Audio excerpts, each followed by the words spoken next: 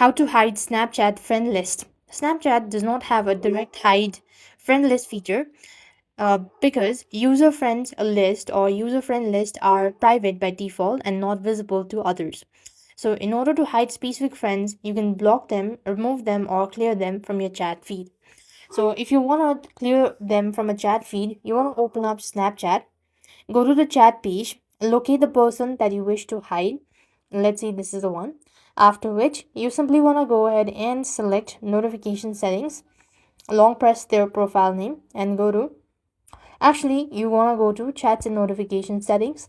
Make sure to clear from the chat feed just like this, and this should also help you out. Similarly, if you don't want that person to be on your feed page, you could also block them. All you need is long press and go to manage friendship, and you could block the person as well. So this way you're supposed to hide Snapchat friend list.